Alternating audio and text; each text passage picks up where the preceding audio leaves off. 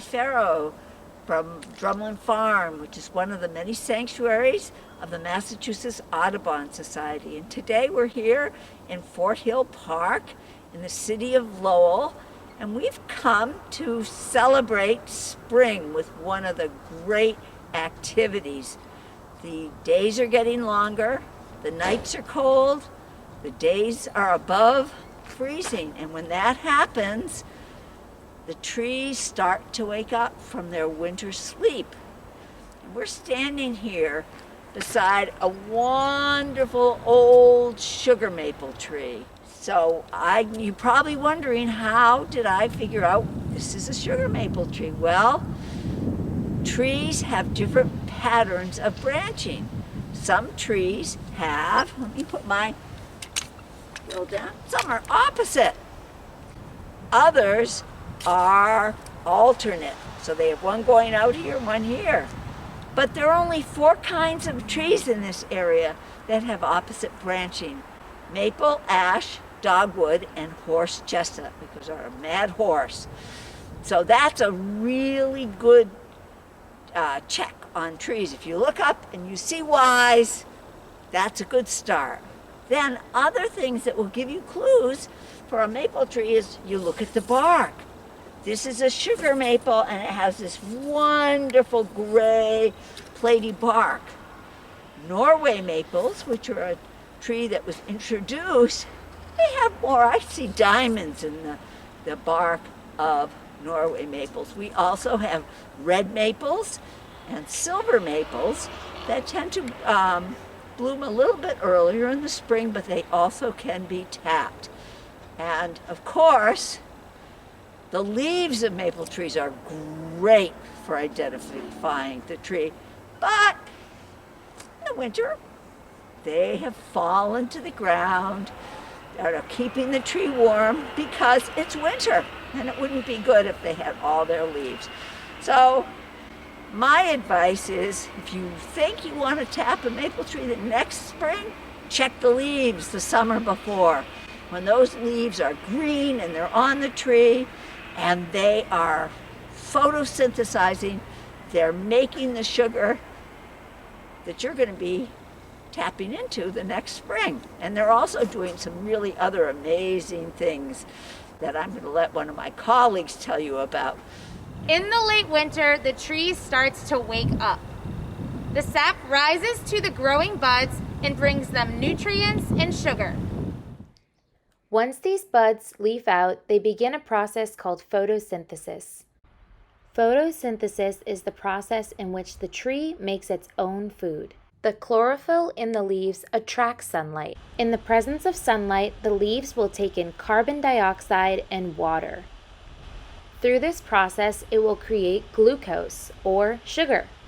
It will also let off oxygen. By taking in that carbon dioxide, they help filter out pollutants. They also produce oxygen, which creates an overall cleaner air for our environment. Now that we've learned the importance of trees and how they make sap, let's get back to Sally so she can tell us how to tap our own maple tree. A little bit. So, let's see. Bark, branching, leaves, but I think that's pretty much it for the ID of the tree. And once you've found a maple tree, you want to make sure it's big enough. If it's a little tiny maple tree that maybe you just planted, you don't want to tap that, because you would take too much sap out of the tree, and it wouldn't be healthy for the tree. So you want to tap a tree that's at least a foot in diameter, but you really want to be very, very careful to make sure you aren't taking too much, because trees do so many wonderful things for us. We really want to be wonderful stewards of our trees. Now, once you've decided you have a maple tree, it's big enough, you have cold nights below freezing and warm days above freezing, aha, it's probably time to tap, and the sap is probably running. Here is everything you need to tap your own maple tree.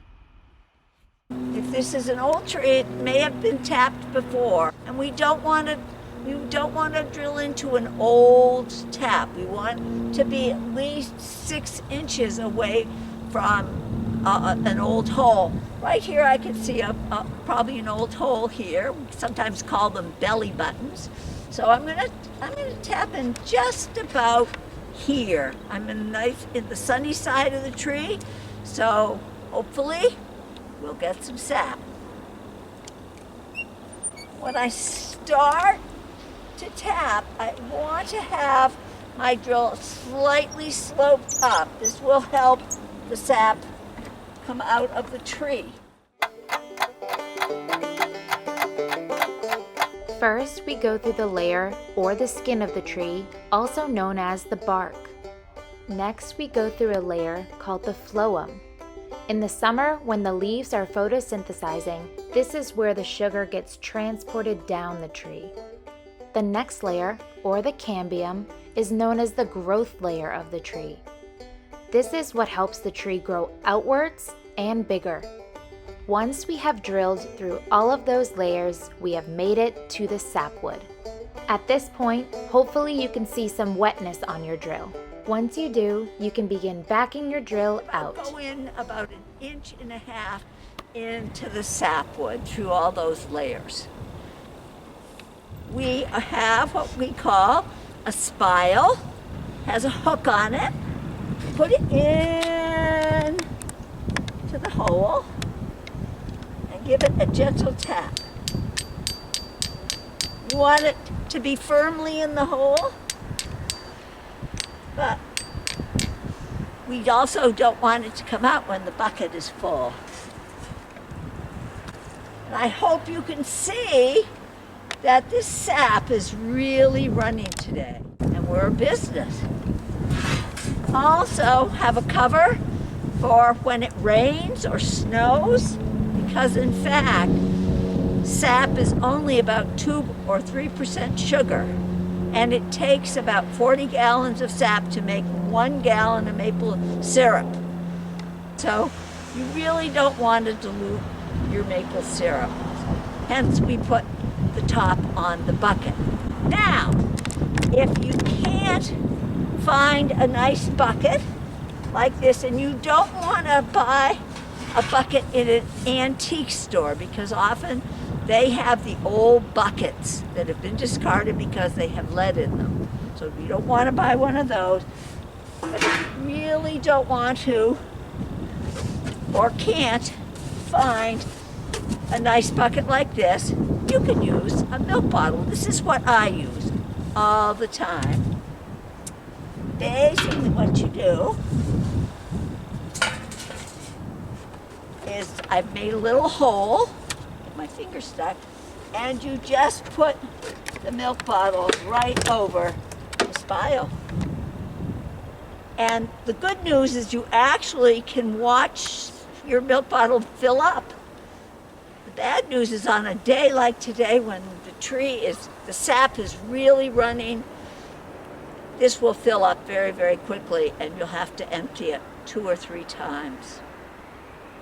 It's a wonderful project for a family if you have a sugar maple, a Norway maple, a red maple, silver maple in your yard that's of the right size. It's such a wonderful project for a family to do, and not just in the spring, but to watch the tree throughout the year, from bud burst to leaf out to leaf drop in the fall.